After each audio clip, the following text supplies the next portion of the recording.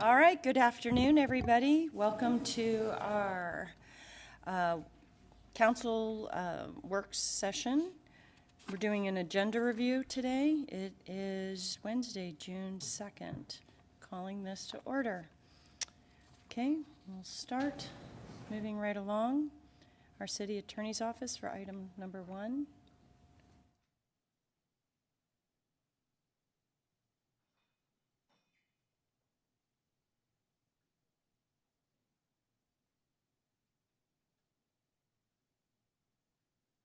Welcome. Good afternoon. This ordinance just is to put something in place prior to the July 1 effective date of the medical cannabis statutes. It has two parts. One, it just clarifies that businesses that are medical cannabis establishments under state law cannot operate within the city until they get a state license. Those state licenses won't be available until the end of 2021 because the state is undergoing a rulemaking process at this time. Well, they need to finish up their rulemaking process by the end of October. The second part of the ordinance clarifies that medical cannabis establishments are not allowed in any zoning district currently under our ordinances, and the zoning issue is something that community development is working on, and Planning Commission will see a zoning ordinance amendment to address these types of establishments probably in the next month or two is what I've been told. So this ordinance doesn't really change anything. It just says that it gives an information about what the current status of these establishments is within the city, but we will be bringing more and talking more with the council about both the zoning side of it and the licensing side of it, and with ordinances to be proposed in the coming months as those rules are coming from the state. Great. You've got some people in the queue.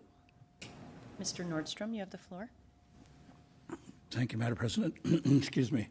Carla, thank you very much for the presentation. And I watched the news media press release yesterday and thought it was a very good explanation on it.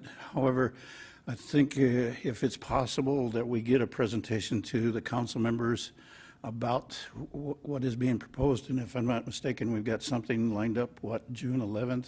On June 11th, where the city attorney get a little will be bit more, presenting to us. More meat on this, so. Absolutely. Thank you. I yield. Great. Thank you, Mr. Nordstrom. Mr. Solomon. Thank you, Madam Chair. So to be clear, the people have spoken on this issue, so we're not here to debate it at all.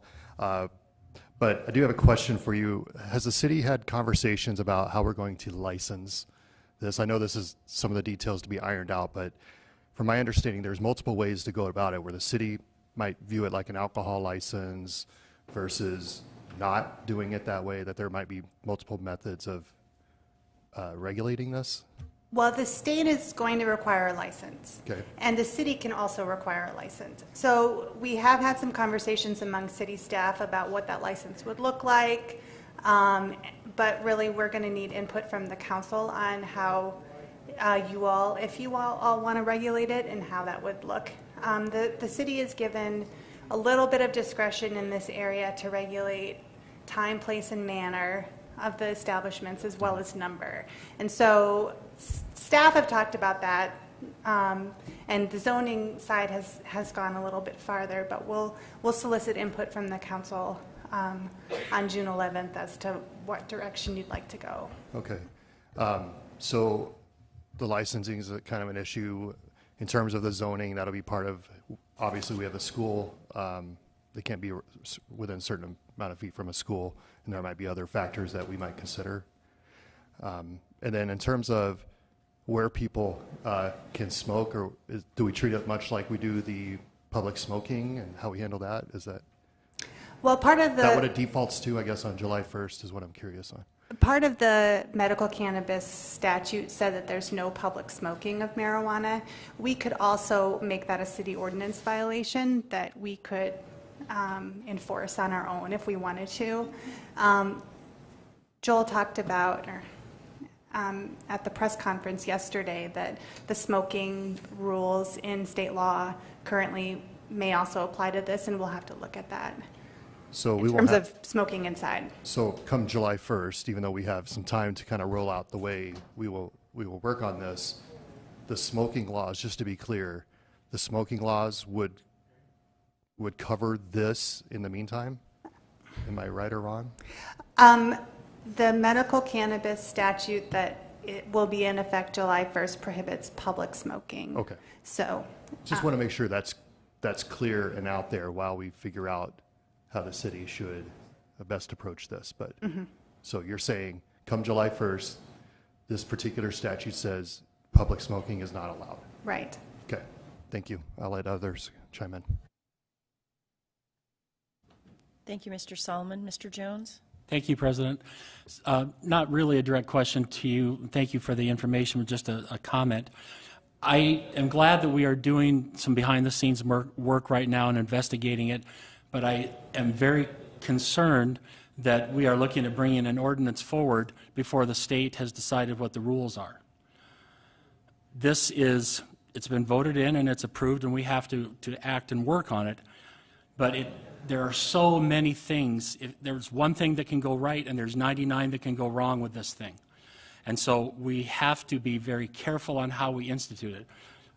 Councilman Solomon just kind of scratched the surface on some of my concerns as well, so thank you for mentioning them. But I really am concerned about even reviewing an ordinance before we know what the state's going to do, because this must be done the right way. So many precautions.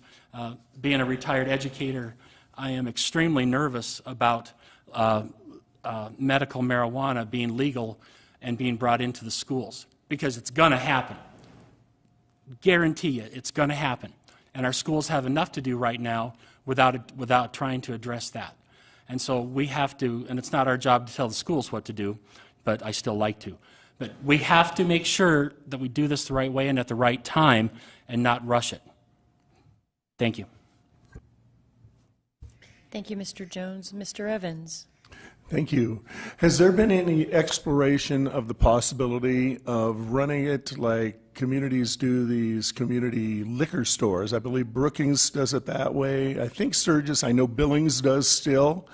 And I would think rather than just getting a license fee, we get a profit that comes out of it. And rather than financing a bunch of new mega mansions on the outskirts of town for individuals, that the city instead reaps that profit and uses those millions to fill those chuck holes. And we dedicate it specifically for road work. Is there a chance that we can do something like that with this? Because you know that medical marijuana is the first step, but the rest of the marijuana is going to be coming soon after, whether people try to prevent it or not. Has there been any discussion of that, or is that even a possibility?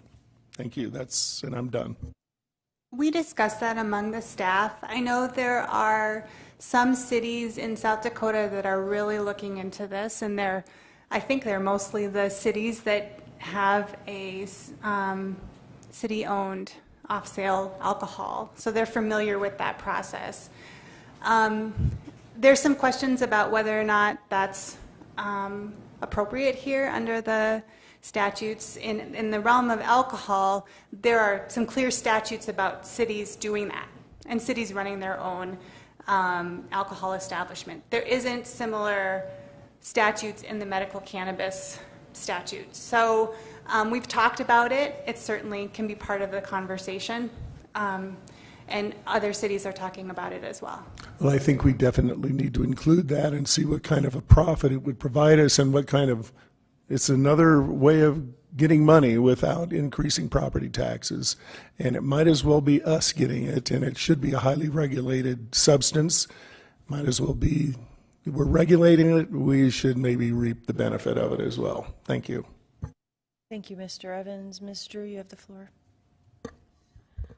Thank you, Madam President. I can't believe this has been a very easy process for you, but if we don't have an ordinance for our city by July 1st, what happens then? Just wait for the state, everybody starts smoking, what happens? Well, the establishments won't get licensed by the state until after their rules are in place. The rules are not required to be in place until October 29th, and I would guess they're not going to be ready far in advance of that date. And then applications, 29th, okay. applications will be submitted, and the state has 90 days to review those license applications. So we're talking about a long length of time for these establishments. The card holders piece of it, where people get prescriptions and receive a card from the state, that is similarly delayed. I think the rules for that are due October 15th. So there are some things that will go into place on July 1st, but in terms of the official structure of people getting a card from the state and people going to a dispensary and buying it, that will be delayed. That won't be ready on July 1st. That's not how the law is written. What if they're not buying it here? Can they just smoke it? These are questions for the state's attorney, honestly, because this is a state law that is enforced by the state's attorney. So I don't mean to put you off, Councilwoman, but those are kind of beyond the realm of what the city can really regulate and enforce. Do you know if this substance is available, if we can tax it, or if it will be monitored by the state for taxation? It'll be treated by the state as regular sales tax. There might be, I don't think there's any additional taxes in it, but maybe there is. I just skipped over that part because it didn't have to do with what we did. But I don't believe we can put an additional tax on it. I'm not sure if home rule cities could do that, but I don't think that's a part of the time, place, manner, and location purview that the city has under the statute. Well, you know, I kind of think about like the cigar bar and some of these other places that already have smoking that, you know, they could be grandfathered in, or it could just happen there. And I'm for free enterprise. I'd like to see this not be just a city place that's regulated by us, but regulated by the people that want to start these businesses and see the profits from it. We will see it eventually through sales tax, but I'm for the free enterprise system. Let that make the choice on how it's distributed, because I know a lot of people have been waiting for this, and they've been preparing for this, and they're spending a lot of money on how they're going to go forward. So I just accept that system as part of, you know, a liquor store or whatever. It should be part of our business plan. Thank you. Mr. Weifenbach. Thank you, Madam Chair. And I think the ordinance that we're doing here is just to cover us so we can move forward. Is that correct? Is that what you're saying? Right. You'll see a zoning ordinance after July 1st, as well as a licensing ordinance. I appreciate that. And I can tell you that myself and a few other colleagues have done some extensive research into this medical marijuana. We're not reinventing the wheel here. There's other states, other cities that have done it. Some have been successful. You can either over-regulate, under-regulate, all kinds of things, but it's kind of like you got to understand when we get to that point, when we start talking on the 11th of June, that if you squeeze a tube of toothpaste, it comes out one end, basically saying, so for everything you do, there's going to be a consequence. So the nice thing about this is that a lot of other states, cities have already done that. There's a lot of information that's available. There's a few people that I've requested their presence on June 11th that are very knowledgeable. I mean, across the United States, they have a lot of information that's available. I've been handed a question and answer sheet. I can get it to you guys. I'll email it to you.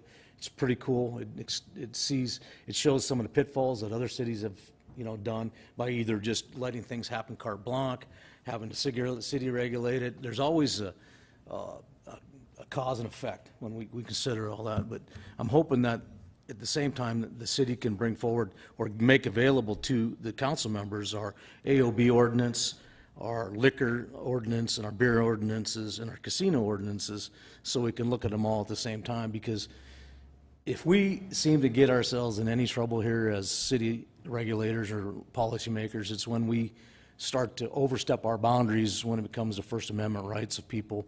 You know, I'm happy to hear you talking about zoning laws versus just carte blanche. I've sat on this council when, you know, people can meet all the criteria to something, and the last thing they have to meet is whatever else the council deems pertinent.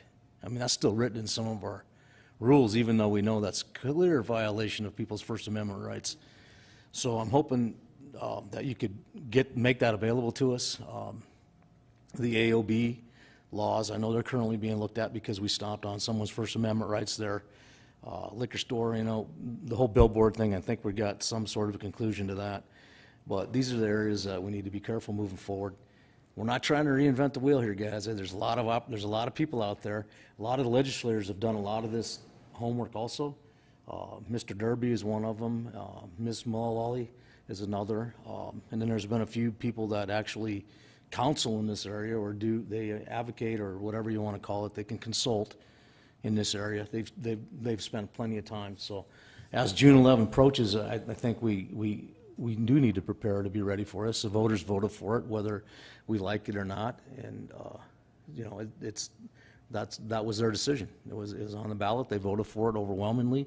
So we just need to be responsible moving forward in how we get this. But the information's out there, so that's a nice thing.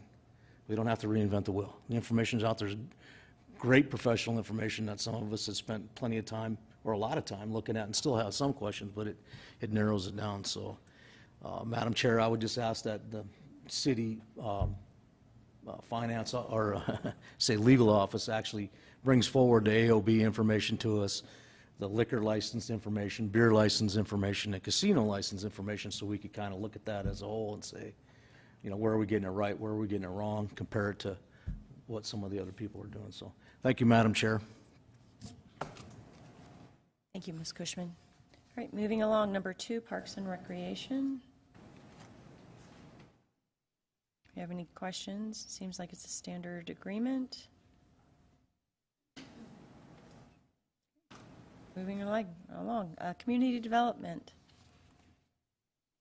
Like we have Sarah Hansel. Good afternoon. Welcome. Thank you for being here. Yes, thank 3 you. through 6. I can speak just to item number 3. Okay, go ahead. Item number 3 is a historic review involving alterations to a contributing secondary structure, also known as a garage. The applicant originally applied to demolish the structure and build new, but has since revised their application to what is attached to the agenda today. The Historic Preservation Commission has reviewed this proposal, and they are recommending approval, but ultimately it does need final approval by the City Council.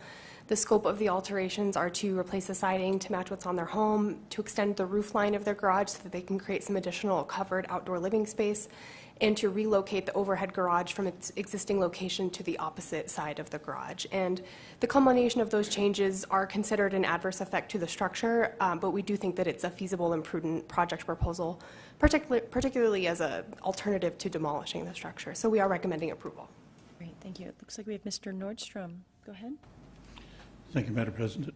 And just to add on to what Ms. Hansel gave us for information, is that the Historic Preservation Commission is a very knowledgeable group. They've taken a lot of time and did a lot of digging into this project, and they come up with some very good solutions and some other alternatives that they be able to work around and work through. So I want to applaud the commission and their vital efforts and work that they put into this.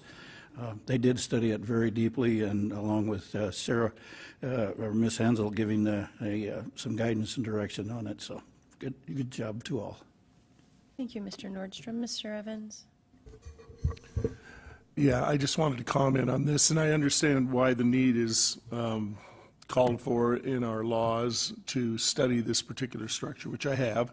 And Sarah and I are both graduates of the lovely University of Nebraska College of Architecture, and where we both played the cello, by the way. And I just want to point out that if you look at the documents, I mean the enclosures here, and look at the structure, this is really, it's a non-issue. This is not a great significant, it's old. That's all, that's its only value, it's old. And my concern is that we keep, just because something old doesn't mean it's valuable, and just because something's new doesn't mean it's not. Now, I still go back to the demolition of the First National Bank, which was replaced by a parking lot, which was, I think, the greatest commercial structure in the city. But it was destroyed and replaced with that Norwest thing, which looms over a parking lot. Now, that was not a great thing. There was no protest a year and a half ago, and they demolished the interior of the Rushmore Mutual building, which was the only remaining high-end 70s interior in the city. So I just wish there was a way we could be a little bit more on top of things and trying to work with people to repurpose rather than destroy. Because I find all of this, and the latest one being, of course, the Christian Science Church, which actually was a structure worth preserving historically, and it goes down with the wrecking ball. So this is a flawed process, or we wouldn't be losing the great buildings and saving these ones that, you know, frankly, I don't think it's going to make a difference to the city whether that thing lives or dies. So I would just think we need to revisit the way we handle these things in the future. Thank you. Anything else? Thank you, Ms. Hansel. Anybody want to speak from Community Development 4, 5, or 6? Looks like they're just first readings of ordinances. Great. Moving along. Public Works.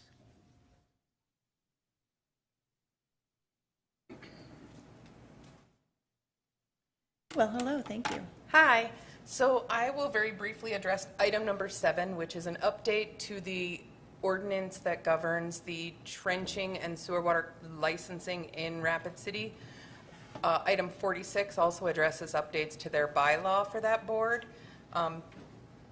The biggest change to this is that we are trying to align our ordinances more closely with the state requirements for licensing, as well as clarify a few areas that the board has struggled with in the last couple of years. All of the contractors and installers who are licensed were notified by mail. We sent out press releases, social media. We held a public comment meeting where people could come. The support that we've gotten from contractors has been positive. So we would appreciate your approval to move this forward. Mr. Jones? Thank you. Just briefly, was there a problem that caused the need for the change, or were there some significant things that were recognized that needed to be fixed? Usually changes like this are driven by something like that. So I'm just wondering what got dug up during the trenching process to identify the problem. There were a couple of different areas where the contractors had noted that the state licensing requirements in the cities had kind of drifted out of alignment. There were some questions that came up about when certain provisions would be applicable as it related to like probationary periods or disciplinary action. And so the board just felt that this would be a good time to clean those things up so that there weren't any questions going forward if we needed to use those provisions. More comments? Thank you, Mr. Rex. Okay, looks like 8 and 9. We have our copies of the presentation. Thank you. Welcome. Yes, thank you, Madam Chair. Item 8 and 9 kind of go together, and we have a short presentation for the items there that we'd like to present. I guess to reintroduce myself, I'm Stacy Titus, Operations Management Engineer for Public Works and the Project Manager for the Solid Waste Master Plan.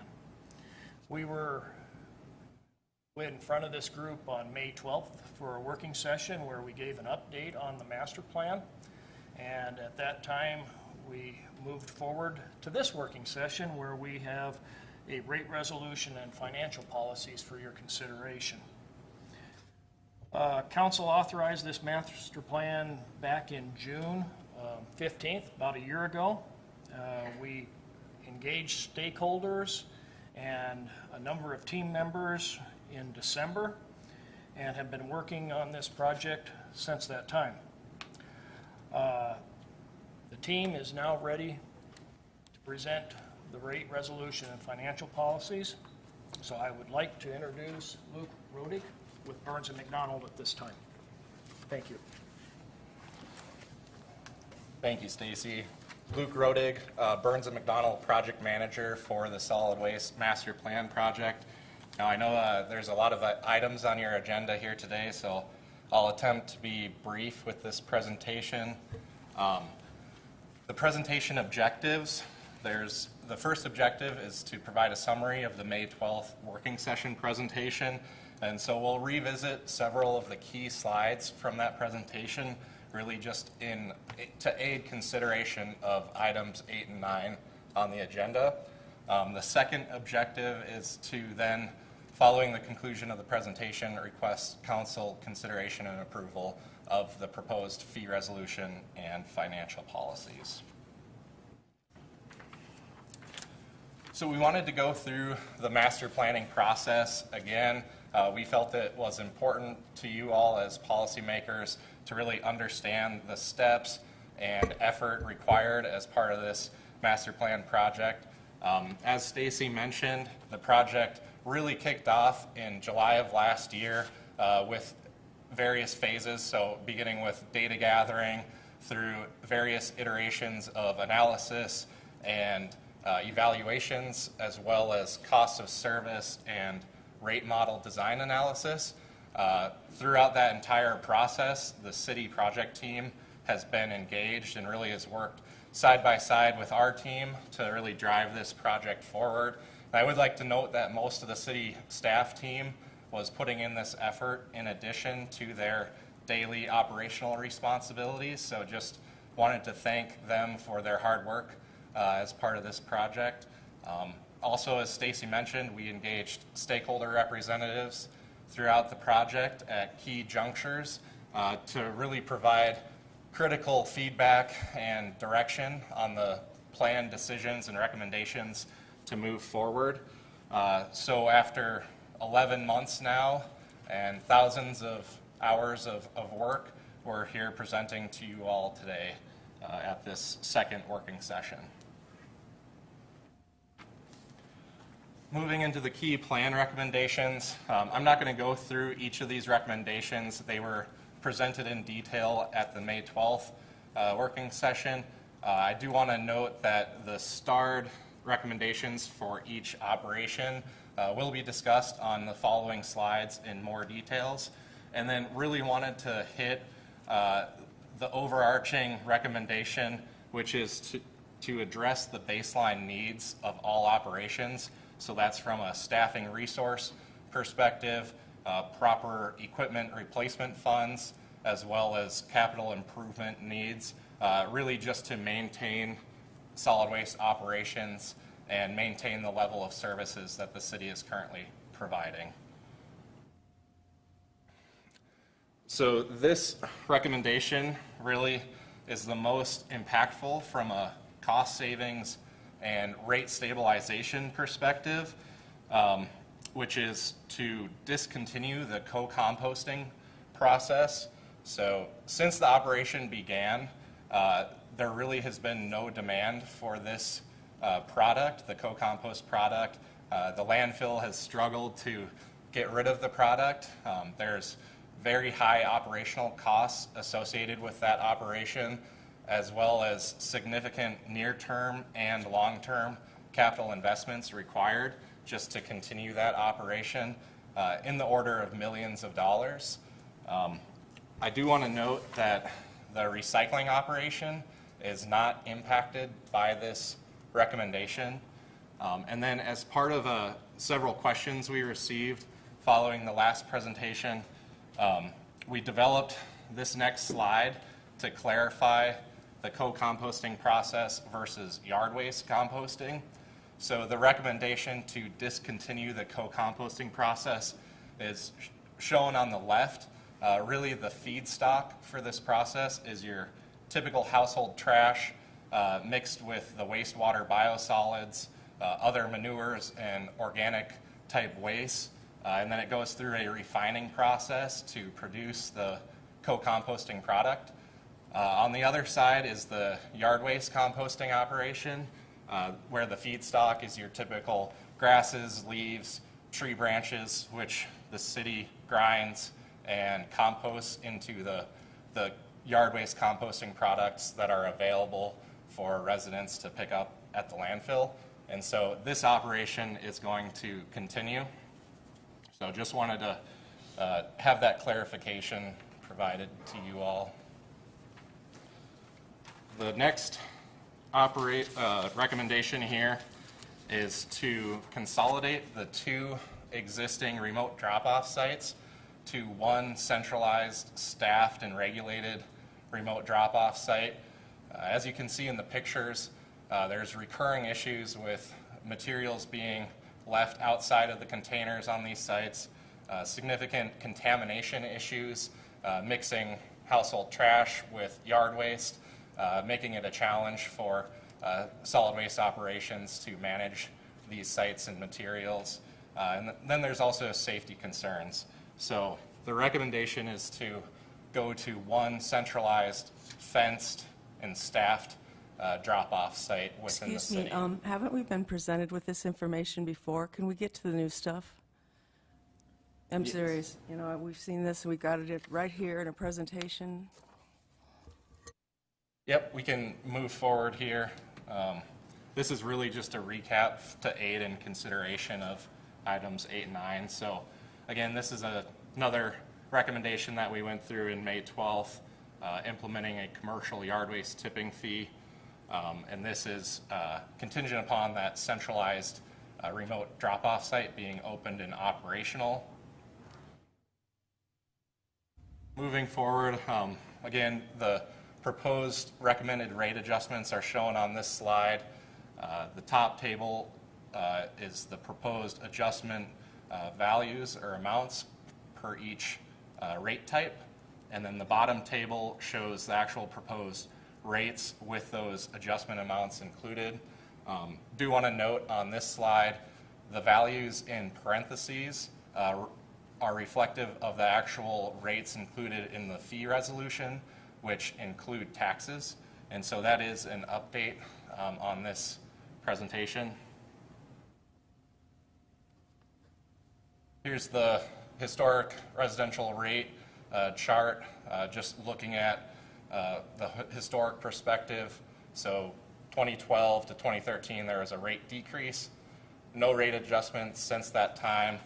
And then really just looking at the proposed rates on the right side of the chart, they're really in line with inflation factors, had the rates just kept up with inflation since 2012.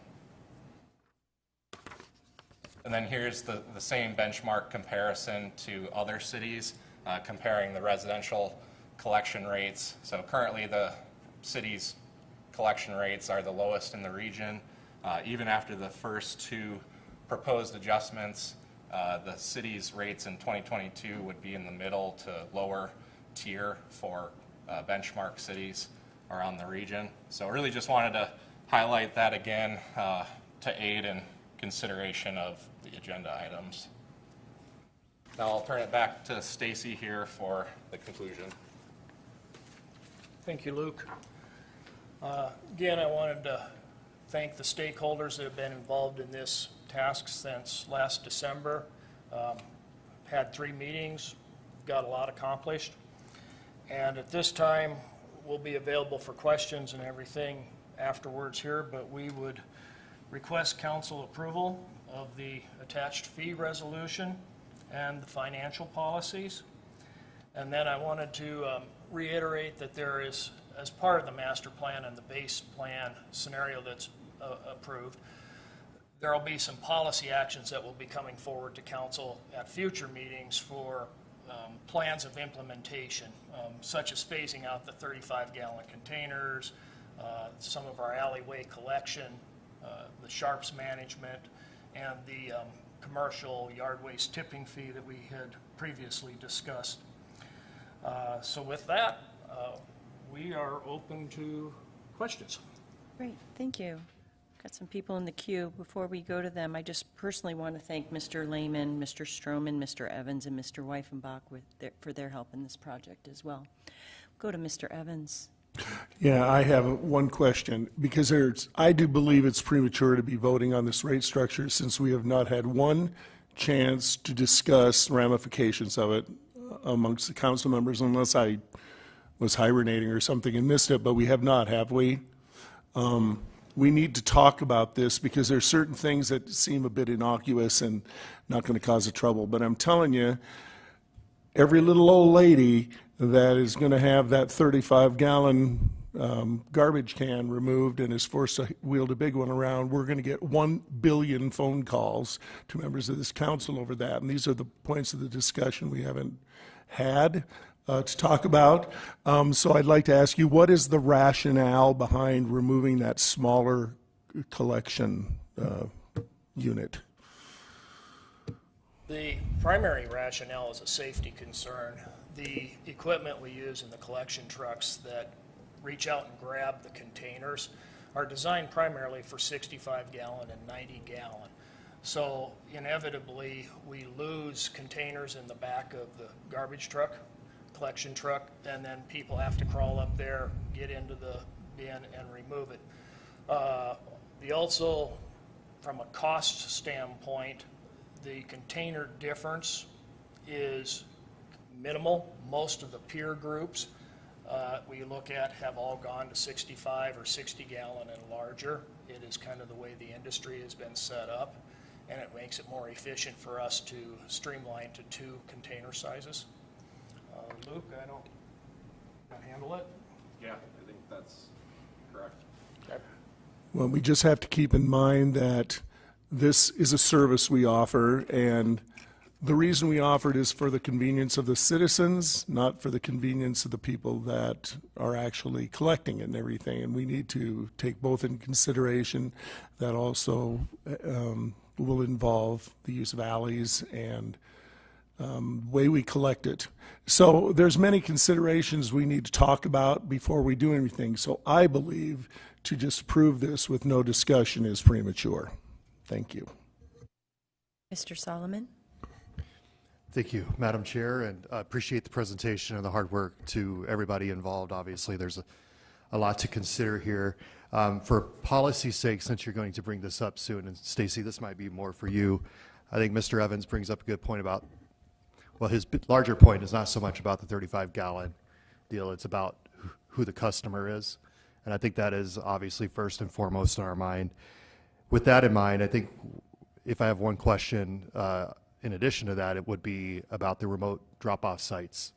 I agree they're abused. I bring cardboard boxes over there, and hopefully you can fit it in there, you know, in time. And I get there are challenges.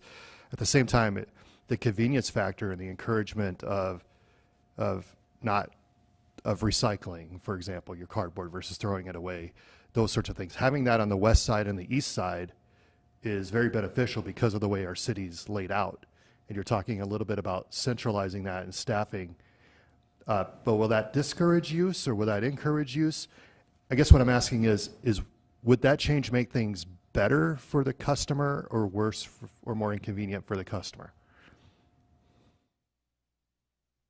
There would be a public relations component of a rollout and site selection, and that's one of the things we'd be coming back to council with is a layout plan or an implementation plan for how to select a site, where it would be located.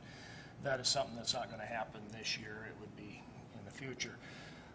Residential has the option for recyclable now as well as yard waste pickup curbside, which is in the program still, and we're going to continue that process. So what we're looking at is the larger I'm going to call it debris types sometimes that go there rather than the grass clippings, which can be on the residential clipping side.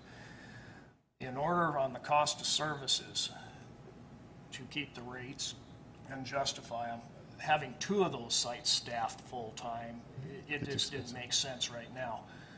At some point in the future, if it's getting to the point where there's more need, I think we could certainly look at going back to 2 sites, but that would be a future rate study or a cost of service analysis. At this point, the rates don't reflect being able to have 2 of those sites.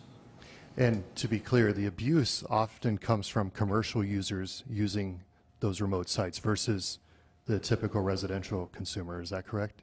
Is that what I heard in the last presentation? There's abuse by all as far as some of the cross-contamination, and sometimes it's just people don't know necessarily what items can be disposed of there. But yes, commercial, I'll call it the tree cutting, the large commercial haulers, those type, we'd look at trying to go to the landfill for that disposal, which would eliminate some of the abuse. Mm-hmm. And then the other is just the after hours of furniture, sofas, things that don't have any business being there. With it not being fenced and regulated, we get a lot of abuse by that type of drop-off as well. Okay. I don't doubt there's a better way to do things. I appreciate looking for better ways to do things, in addition to obviously adjusting fees. But as we do, I hope we always keep the end user in mind, like the customer in mind. I think that's an important aspect to this. We want to make sure that the residents are happy with what they're getting for the money. So with that, I yield. Thank you. Mr. Weifenbach? Thank you, Madam Chair. And I think that what we're talking about, if you read up there, they're telling you guys that they're going to come back with these things. So I believe that at some point we need to almost have a special council meeting that we can talk about what some of the aldermen's concerns about how do we sell this to the public? How do we look at, how do they understand what went through our heads when these decisions came about? There was a few of us that were involved in the as it went through, and so we understand it. So to articulate it to the rest of the council is going to take like almost another session. But right now there's a need for obviously capital improvements and things like that were when they actually put this all together. And one of the things I talked to about, I think it was Dan Kuhn at the time, who's no longer with us, right? I reached out to him to try to circumvent what's happening to you guys right now, because one of the considerations were made is how does this affect the ratepayers, the people that are actually getting the service, and how are they going to handle the questions that are coming to us? Some of these things that they're just introducing to you, like the containers and the actual tipping, the commercial sites and those things will be coming forward at a future date. So, but I think it would maybe behoove us to also to maybe articulate the way these decisions were made, like getting rid of the co-composting thing and why we did that, and why we want to do an extra grinder and those types of things to lengthen the life of the landfill, which were all cost-saving events that also kept these rates structured down lower than really probably what would have been necessary in the future. So I think, Madam Chair, at some point, if we could maybe have just a special meeting where we answer some of these questions, because I think Alderman Evans and Solomon have, you're going to get questions. And if you can't answer them intelligently and you don't know what the real answers are, then you're going to have anarchy amongst the people when they got to change their trash can or get a rate increase. So I think it's very appropriate how we handle this going forward, and then just maybe you guys will have to dumb it down for us a little bit so we can communicate a little easier. But there's been a considerable thought process into that whole realm of how this transpired, where we're at today, where we want to be in the future. But obviously, the other considerations we need to look at is who's responsible for the financial policy at the landfill. I mean, that's something that has to be looked at. I mean, when I went out there and sat through all these meetings and looked at the fact that the scenario that's out there right now, I mean, how did we get to that point? Now, doing this going forward, how do we stop that from happening again?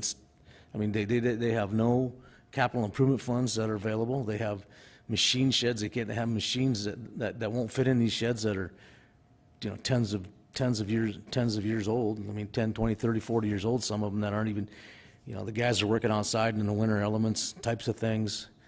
I mean, if we can summarize these things in a better fashion, kind of what the thought process was that came to this, I think will happen. So, Madam Chair, I would just request that we, at some point in the future, just have another meeting about this particular item outside of what's coming forward in the future versus what we're dealing with today. So, thank you. Mr. Nordstrom. Thank you, Madam President.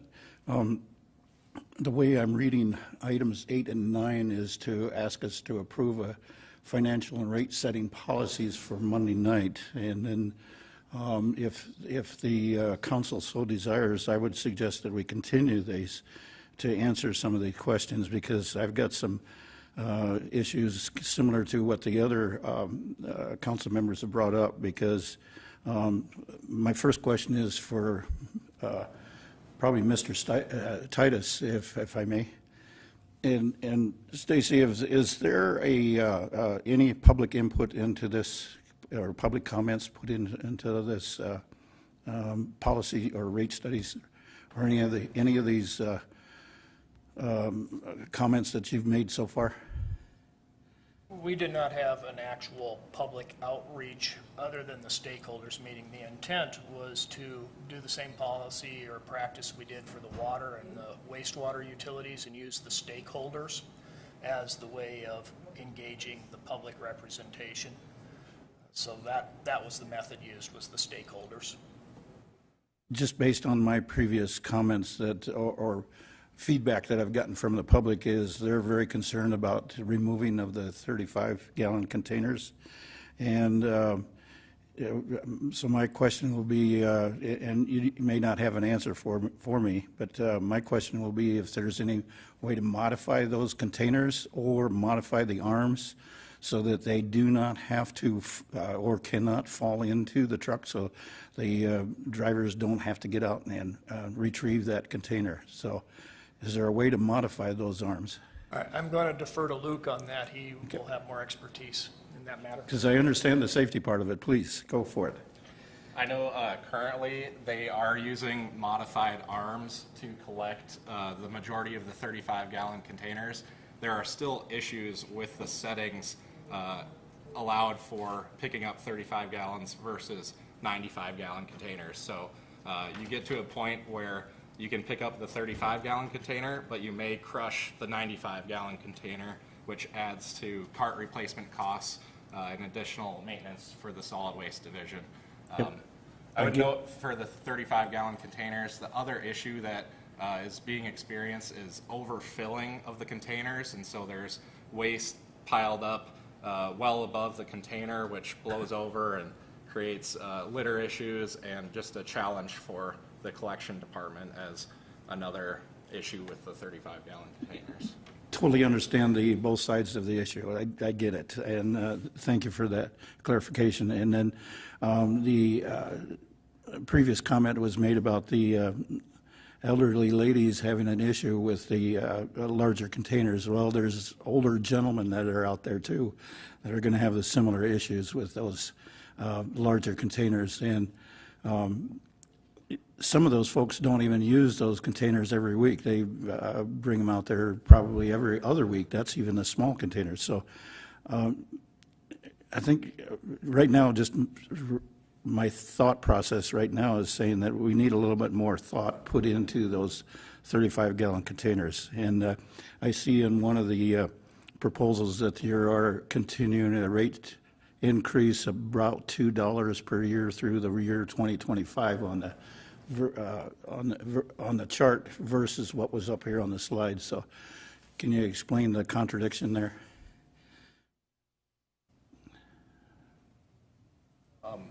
I guess the adjustment amounts have always been the initial $3 adjustment for 2021 effective, August 1st is the assumption here, and then it's always been a $2 per year increase thereafter through 2025 has been the proposed adjustments. So right now the asterisks are just kind of a placeholder for future rates for the 35-gallon container? The actual resolution that is in front of you has rates for 2024 and 2025 in it because we have not come forward to the council for the plan to remove the 35-gallon containers. Our master plan is assuming by 2024 the 35-gallon goes away. However, in the rate resolution, we did show numbers there in case that gets delayed or there are still some 35-gallon containers in 2024. We wanted to make sure the fees were in the rate resolution for that to cover us. And then last couple of comments is the switching over to the centralized drop-off sites or site. I can understand the rationale behind having one location. However, I do understand the need for a location on the east and west side of Rapid City, primarily because of the current issues that we're having with the traffic that is going through the gap. And then some other rationale is example is the future police department, precinct that's coming in over there on the west side of town. And there's some other examples. But do you understand the concern that you folks have based on my experience with the Silver Street site drop-off? There was anything and everything that was dropped off at that site. And then also the concern is that if it is a gated area, some way, somehow monitoring that system so that we don't have debris started getting collected on the outside of the gates, because I've seen that happening as well. So I think you folks got a lot of work ahead of you yet to come up with some resolutions on this. So I'm even with a centralized location, I think we still got some issues to hammer out yet as well. But thank you guys. I really appreciate your hard work and efforts on it. So I just wanted to get my concerns out there as well. Thank you. Mr. Stroman? Thank you, Madam Chair. And I thank you guys too for the hard work. That it's really a quality product that you've come up with, and giving us some good guidance and some advice. I would follow up on what Councilman Evans and Councilman Solomon said, though. I'm concerned that we want to be providing a service to our citizens, and I have to tell you, I'm really skeptical about having a single site fenced in with an attendant, because for one thing, it's going to lead to a lot of bottleneck crowding, I think. And the other thing is, when is that attendant going to be there? I mean, some people go home after work and mow their yard and take their stuff to the yard waste, or do it on the weekends. Are we going to have somebody there on all the off hours, or is it just not going to be available? I think Jason makes a good point. Would we end up encouraging or discouraging use of the drop-off sites if we centralized it? So those are some things that concern me. I yield. Ms. Drew? Thank you. Just some comments here. I like the idea of a one location with a monitor. I think it's time. We just can't have these people that just dump their sofas or chairs or dining room sets, whatever they are. I've seen it too. And, I guess that might be a kind of a long line to wait in. But that's one of the choices. You could go to the landfill. There's very rarely a line there. And it's not like it's 20 miles away. It's 3, 4, 5 miles out of town. So I think that it's really a good solution for us to not allow these kinds of things, because it's taking advantage of all of us, not just some of us. I like the increases are not out of line. I think that with you showed the other cities in the area, most people do think that their services are going to go up. I indeed don't think that it'll go down, so I agree with your increases. And, I've got to thank you. Yes, I didn't want to see everything again, but yeah, I think this is good work. I like your tipping fees, too. I think it's time for the tipping fees. So if we're going to have commercial people doing that, you got to go with the fees on that. It's another way that we can get more income for the landfill. If we're looking at the future, we always are worried about having enough space, and are we going to do more cells and those kinds of things. We have to have money for it. And that's just not going to, yes, I'm worried about our constituents, but I'm also worried about being able to pay for it in the future. And the way we do that is by paying for it now. So I'm in favor of a lot of this, and thank you very much. Thank you. Mr. Evans? Yeah, I just wanted to add in that perhaps a way of monitoring might be with one person sitting in front of a bunch of screens looking at 4 sites, and the ability to get license numbers and perhaps find those people later, keeping the sites open. That might be an option. I don't know if it's feasible or not. But I think we need to look into that a little bit, maybe some other options, because I know the convenience of doing those things locally. This is a long town, this is a big town to drive across, and people that do it regularly, it takes, it's a good 45-minute trip. But the other thing is, when it comes to yard waste, I don't think, in my neighborhood, I bet maybe 40% of the people use the yard waste disposal in bags. And I think that these rate increases are super reasonable. We need to pay for them.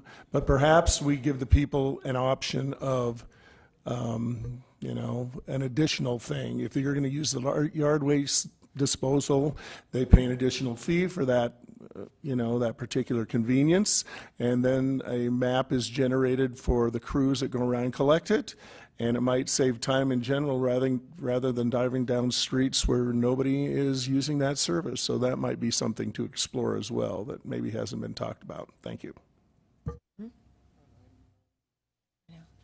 Mr. Weifenbach. Thank you, Madam Chair. And I tried to reach out to the director, Dan Kuhn, but he's either left the city or he's no longer here. Otherwise, we could have circumvented a lot of these questions because we've considered all that. So if there's a way we can summarize it better, you know, we considered about, like you said, like Alderman Evans had talked about with the pickup of the grass, and look, everything costs money. So, you know, the 35 gallon, when you're talking about dumping it in you know, and it falls into the truck, you're also considering workman's comp claims. Every time that guy gets out of the truck, you just elevated the cost of your garbage collections. So that's some of the things that we're considering. I wished I could articulate those better to you guys. Like I said, Mr. Kuhn has since left the city, so he was my basic contact when we had a conversation talking about how we were going to present this to you guys. So today we're not talking about getting rid of the 35 gallon. We're just talking about the rate increases, correct? And we're not talking about the centralized site today. That's something that's coming down in the future. So that's why I mentioned, I'll reiterate myself to the fact that if we have a special council meeting, I think the stakeholders that were there was private haulers there, and the guy was definitely, he was very straightforward and with the cause and effect type relationships of what happens if you do certain things. Everybody that was there was open and honest with each other, knowing that there would be cause and effects. So if we could have that question and answer period when we get to those things, other than that, we're talking about nothing. It's all coming forward at some point and I do agree that we need to be able to tell our constituents how we came to this solution. And I think if we can get that to you guys in some better manner, or even if you send emails to Stacy or somebody like that, he can condense them and then he could maybe make a little bit clearer presentation to tell you that this just wasn't done in a vacuum. It was very well thought out, very well, because that was one of the first obstacles that we came across was like, you know, I think Dan thought that, well, the council was just going to object it. Well, we obviously know that we can't do that, but by having all the answers, why these things take place, why these rates are only minor in comparison to what they could be. If you start adding back a lot of other things that we considered, the rate increases would have to be better because the services have to be paid for. So I hope that helps a little bit, and I think in the future, Madam Chair, thank you. Mr. Roberts. Thank you, Madam Chair. And I think we're kind of getting the cart in front of the horse here, because if you look at the 35-gallon dumpsters, we're not phasing them out for almost 2.5, 3 years.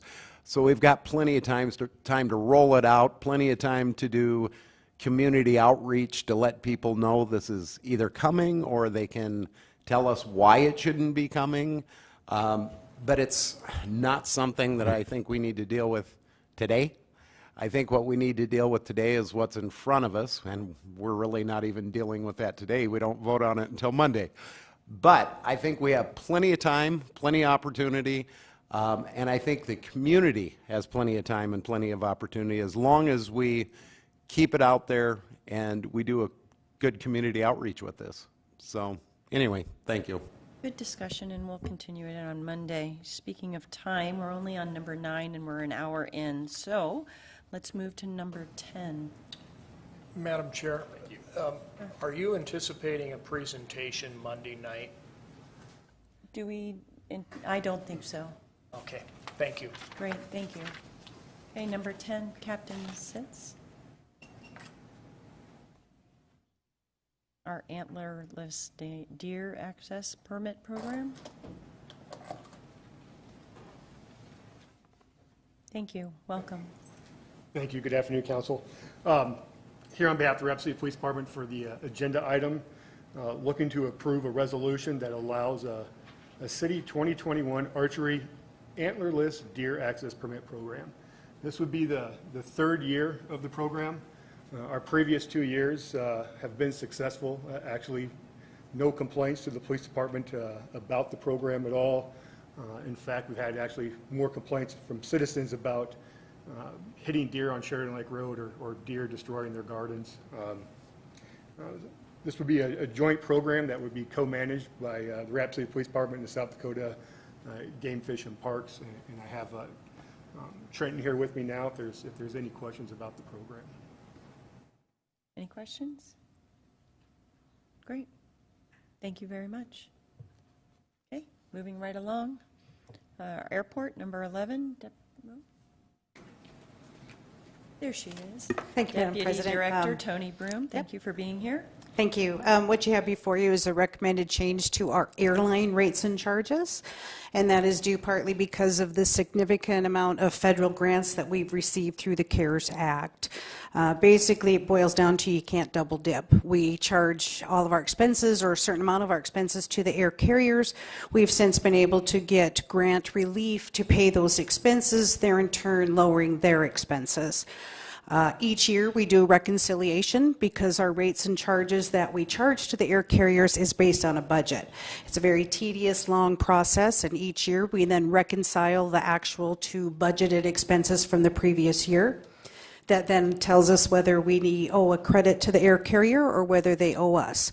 It's a very good partnership. If we end up behind, so to speak, and have more expenses, the carriers kick in and pick that up. If we end up coming in under budget, then we owe them a refund. So having completed the reconciliation for 2020 and looking at the impact because of the grants, we know we're going to have a significant impact this year as well.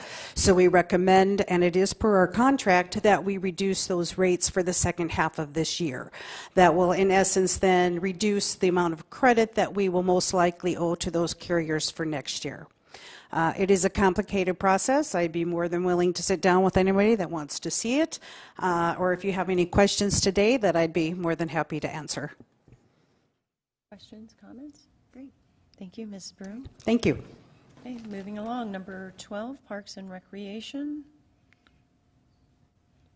Looks like we have a resolution. Any questions, comments? Okay, moving right along. Fire Department 13 and 14. Welcome. Thank you for being here. My name is Brian Pavandra. I'm the Division Chief of Fire Operations. The two we have on are two change orders, both for the aerial apparatus we have on order with Rosenbauer. Big things on it, we took the onboard generator off of it and purchased in the change order a portable generator. That allows us to actually take the generator where we need it to. It's not stuck on the truck and we don't have to run cords that we have to worry about tripping over. It was a non-expense for us. We got them to change it from a 5-year paint to a 10-year paint warranty on the apparatus. And then just some minor equipment, some poly-backed boards. So when we mount our tools in the compartments, we don't have to be mounting to the metal or mounting to poly.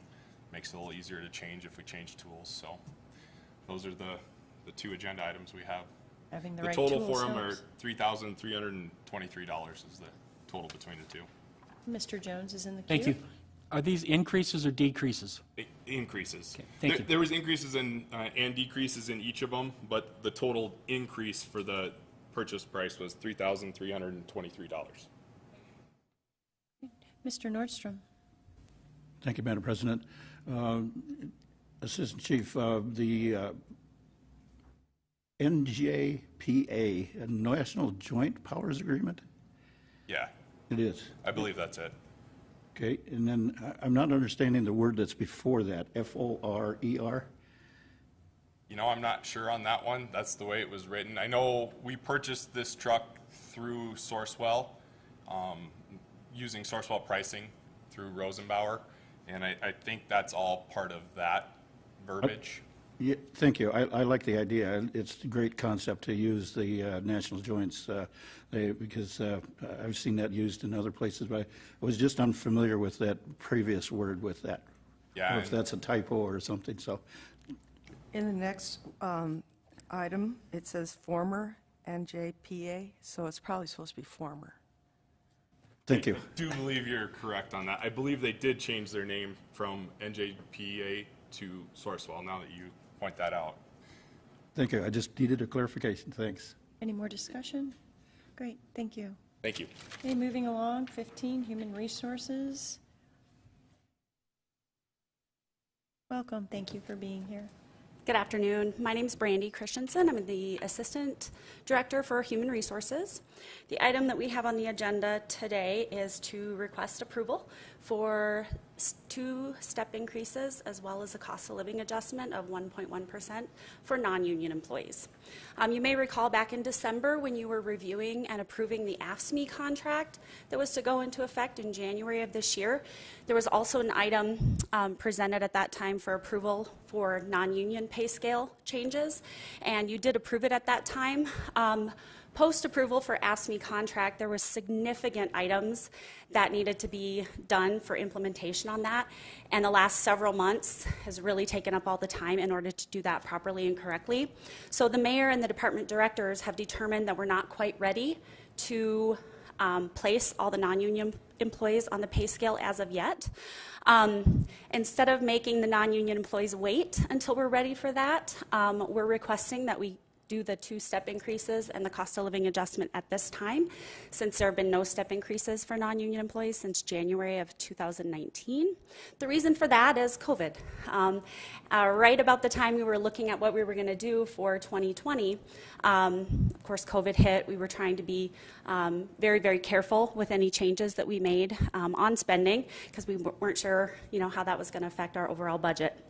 So since we did not have any major negative impact to the budget, we're requesting to do 2 steps. The rationale for that would be to make up a step for 2020 and then also have one that's for 2021. That's why we're requesting the 2 steps.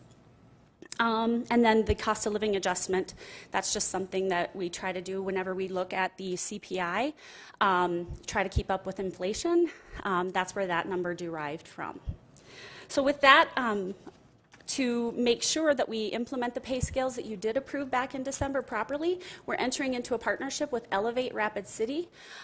They've got some incredible tools available to them. Their staff is amazing. They have a tremendous amount of knowledge that we're going to utilize and work with them on to make sure that we implement and take our time to implement that pay scale correctly in the coming months for our non-union employees. So happy to answer any questions that you may have. All right. Thank you. Okay, thank you very much. Okay, moving right along, Finance Department. Can you take 16 through 21 and maybe throw in 51 as well while I have you? Sure. Item 16 is some volunteers. These ones are all for RSVP Plus. Just want to make sure we get them on our roster for work comp purposes. Item 17 is the general fund cash balance report. As at the end of April, the total cash is $30.8 million. We do have just over $9 million in reserves and some designated cash. The undesignated is just over $21 million, which obviously we know we're going to be making some decisions on that in the future. Okay. Item 18 is the sales tax report for March. It's looking pretty good. It's an increase of 17.58%. We're happy to see that. Hopefully it stays that way.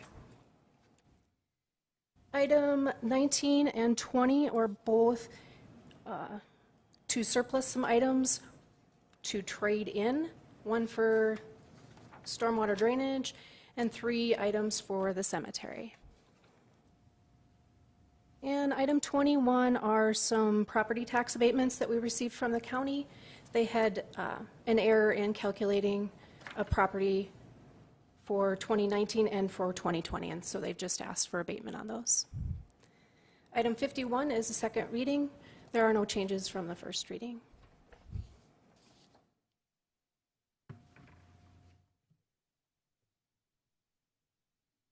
Mr. Nordstrom? Oh, wait. Thank you, Madam President. Ms. Davis, I'm looking at number 18 and the sales tax report percentage-wise. Let me get back to my page here. That's one heck of a number that we're seeing for growth in percent. And I just want to say everything is looking pretty good. I'm astonished by that number. Have you got any explanation of how we did that? Or it's a No good thing. I'm not complaining, but it's a good thing. Yeah, we definitely think it's a good thing as well. We were happy to see our sales tax payment when it came in. It was significantly higher than normal, so we hope there aren't any adjustments that need to be made later on. But we think that people are out actually spending some money. Very encouraging. Thank you.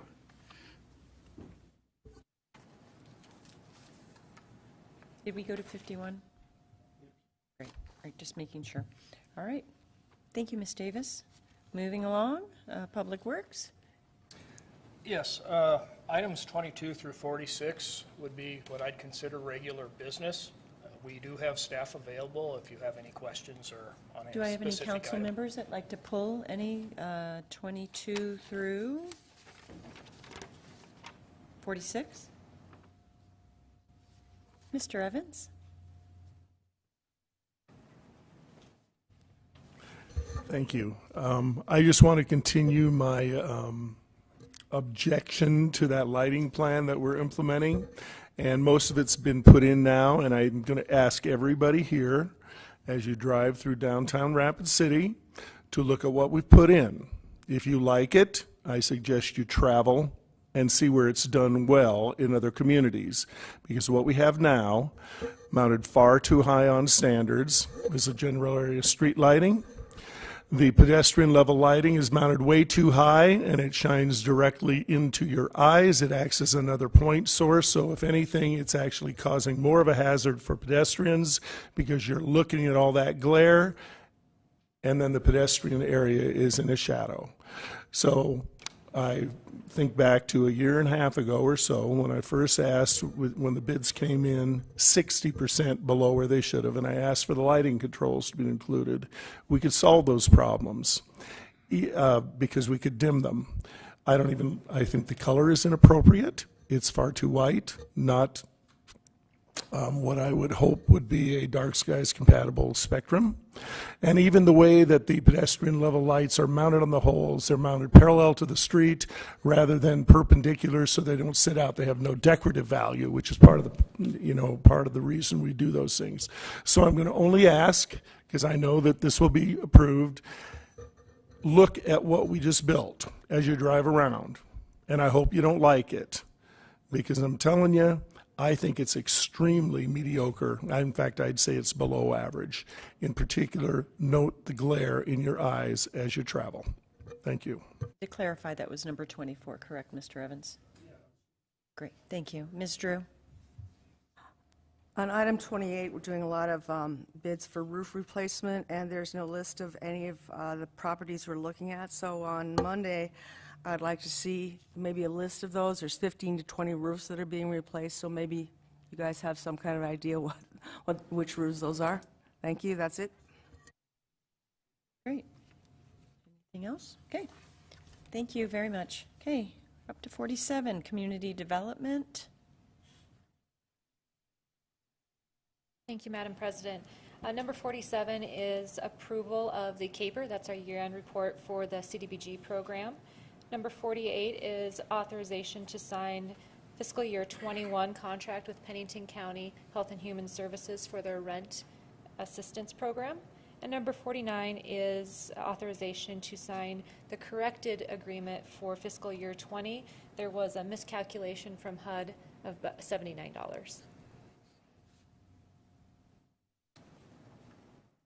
That was $79. Okay. Yes. Mr. Weifenbach? Madam Chair, my question digresses back, so I'll just grab Stacy after and ask him. Thank you. Mr. Nordstrom? Thank you, Madam President. Would it be okay to get a request into the folks that are getting CAPER grant funds to have them give us a presentation, if it would be allowable to hear what they're using that money for, what kind of return on investment we're getting, and we don't have to have all of it in one session, but would it be okay to get that an update from those folks? I think they'd be more than happy to share with the council what they've been using the funding for, absolutely. I'd like to hear from them. And I think what they're doing is a good service, but if I can get a little bit more detail from them, I'd appreciate it. Thank you. Thank you. Chilke. Okay, moving right along. 52. Looks like we just have a second reading. Any questions, dialogue? Okay.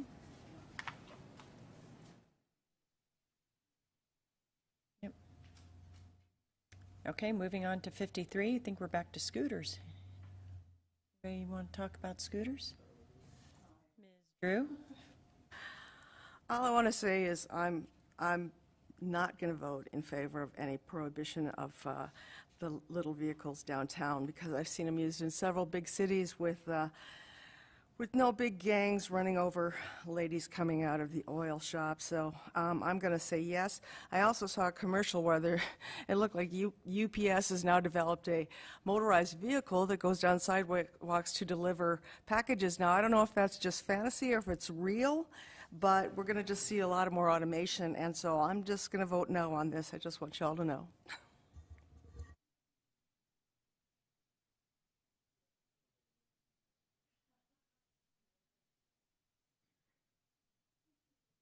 Thank you. And last but not least, 54. You ready to speak on that? Mr. Harrington, thank you for being here. Sure, thank you. Item 54 is a comprehensive plan amendment request to remove a portion of a proposed minor arterial street from the major street plan. This proposed segment is an extension of Fairmont Boulevard that would extend east from Campbell Street to the Rapid City Pier and Eastern Railroad right-of-way. The developer would like to develop that property, and in which case they would want to build across that existing right-of-way. So the first step for them to vacate the right-of-way would be to remove this from the major street plan. We presented this to Planning Commission, and Planning Commission recommended to deny the request and to preserve that right-of-way in case that future street connection is ever needed. Mr. Evans? Yeah, I'd just like to comment that I attended that meeting where this was discussed at length last week, and thank goodness that the zoning people decided to deny that request and keep the right-of-way intact. It's critical as the main east-west corridor, frankly, from Rapid Valley to the hospital. And the proposal is to give it up to build, I believe, a holiday station or something. Well, they can build that someplace else. I think that this concern, and our planning people have done a good job of expressing it, trumps any other use for that particular area. So I hope we will keep that right-of-way intact. Thank you. Okay. Great discussion today. We will continue it on Monday. We have our homework between now and then. Thank you, and we'll see you Monday.